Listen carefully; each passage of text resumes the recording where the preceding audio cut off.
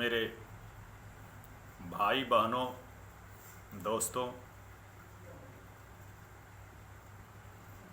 Lockdown में हम सभी लोगों को घर में ही रहना है। सोशल डिस्टेंसिंग, फिजिकल डिस्टेंसिंग का पालन भी करना है। और इसी समय बहुत से मेरे दोस्तों, मेरे भाई बहनों का बीए की परीक्षा हो, एमए की परीक्षा हो या पीसीएस की परीक्षा हो। शहर के लड़के तो कोचिंग में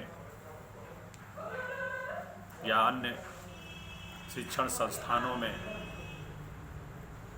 अपने सिलेबस के हिसाब से पढ़ते रहते हैं और देख लेते हैं। लेकिन ग्रामीण क्षेत्र के बच्चे जो गांव देहात में हैं, वो अपने सिलेबस अच्छी तरह से नहीं समझ पाते। जहाँ तक एंशियंट हिस्ट्री का सिलेबस है जो उनको पढ़ना चाहिए, उसमें सबसे पहले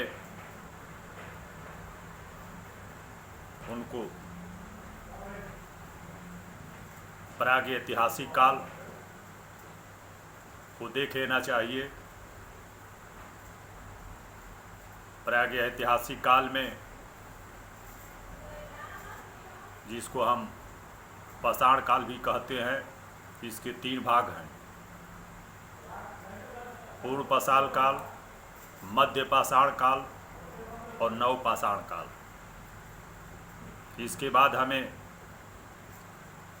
सिंधु घाटी की सभ्यता के बारे में देख लेना चाहिए।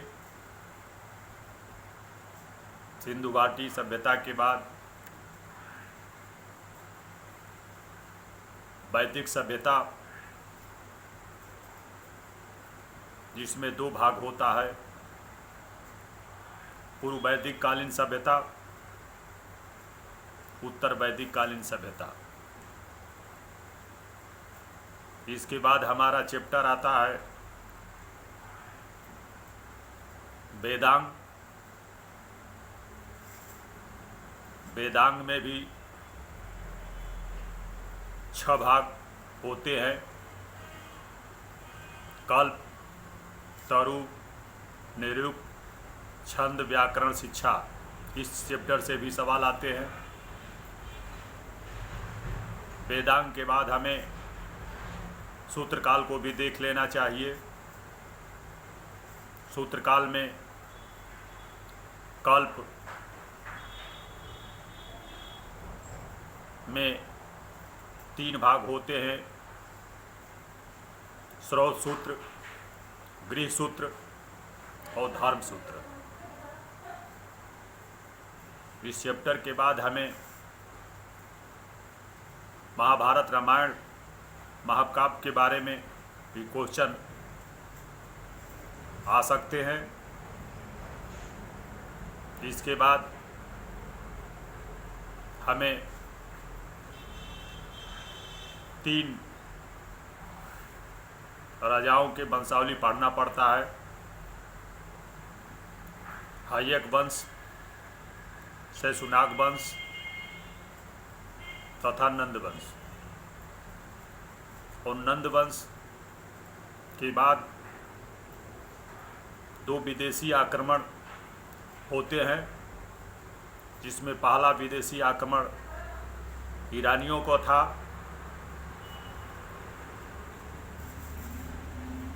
जिसका पहला साइरस अंतिम दारा था। ईरानियों के बाद यूनानियों का आक्रमण हुआ, जिसमें सिकंदर था।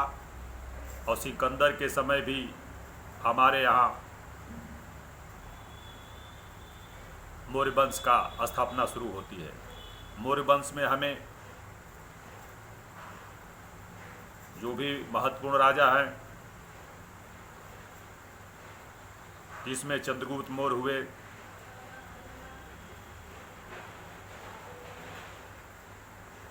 बिंबिसार हुए, अशोक हुए, इस चैप्टर से भी आपके प्रश्न आ सकते हैं। मौर्य के बाद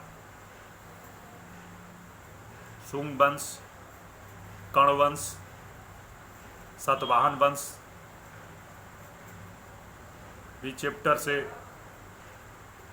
प्रश्न आ सकते हैं। इन्हीं के समय जो विदेशी 3 आक्रमण हुए, से इंडो ग्रीक आक्रमण, कर्ण आक्रमण, पल्लव आक्रमण, जिसमें इंडो ग्रीक आक्रमण से भी क्वेश्चन आ सकते हैं। इन तीनों विदेशी आक्रमण के बाद गुप्त वंश आता है, और गुप्त वंश के पतन के बाद वाकाटक वंश आता है। वाकाटक वंश के बाद हमारे एंसेंट हिस्ट्री में हर्षवर्धन, थानेश्वर का हर्षवर्धन से क्वेश्चन आता है। इसके बाद राजपूत राजवंश जैसे बुंदेलखंड का चंदेल, कलचुरी का चेदिवंश, गुजरात का चालुक वंश,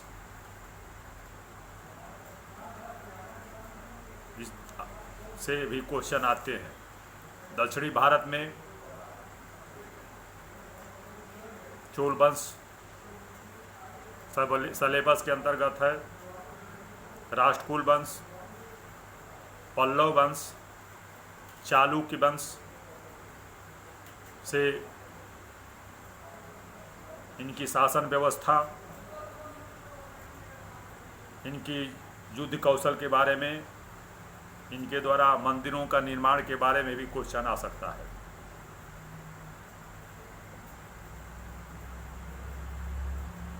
विदेशी संस्कृति सभ्यता जैसे मिस्र की सभ्यता हुई, यूरोप की सभ्यता हुई, यूनान की सभ्यता, चीन की सभ्यता, मेसोपोटामिया की सभ्यता से भी क्वेश्चन आ सकते हैं। इस प्रकार से हर सिलेबस के हिसाब से हमें अच्छी प्रकार से, जो मेरे बहन भाई दोस्त हैं, इस विषय का, एंशिएंट हिस्ट्री का मैंने जितना चैप्टर बताया, गहराई से अध्ययन करेंगे तो अच्छे मार्क मिल सकते हैं। सबसे अच्छी चीज़ है कि गाइड के बजाय अच्छी किताब जो विद्यालयों से बताई गई हो, BA MA में टीचरों द्वारा बताई गई हों, उस किताबों के लेकर पढ़ना चाहिए। जैसे एंशिएंट हिस्ट्री की बहुत सी किताबें हैं, जिसमें KC श्रीवास्तव जी की एक अच्छी किताब है। दक्षिणी भारत के लिए गंगा प्रसाद की किताब है। भारतीय संस्कृति एवं सभ्यता के लिए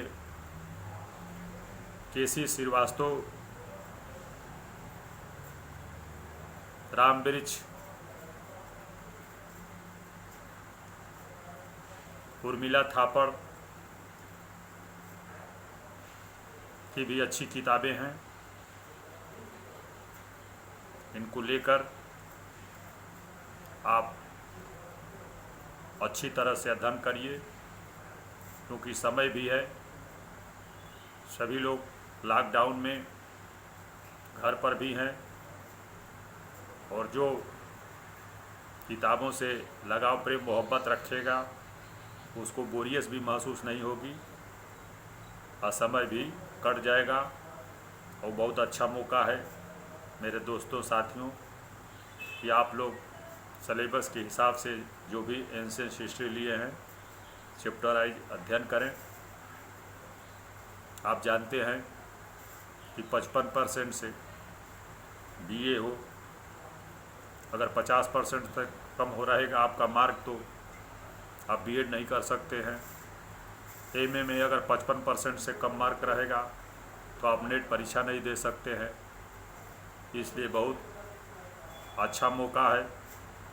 एंशिएंट हिस्ट्री तो जिनके विषय हो, जो तैयारी कर रहे हों, तो अभी से लगे रहें और लॉकडाउन तक पूरे अपने कोर्स को पूरा कर लें। अगले मैं वीडियो में मध्यकालीन इतिहास एवं मॉडर्न हिस्ट्री के बारे में जो सिलेबस है उसके बारे में बताऊंगा। और साथियों, मैं हर विषय का सिलेबस धीरे धीरे आपको बता दूंगा। बीए हो, एमए हो, लगभग 5 विषय का तो मैं MA, BA, PCS, PhD, IAS का सिलेबस आपको बताऊंगा। भगवान करे कि आपकी तैयारी, मनोकामना, पढ़ाई के बल पर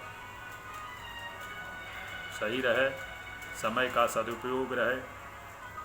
जय हिंद, जय भारत।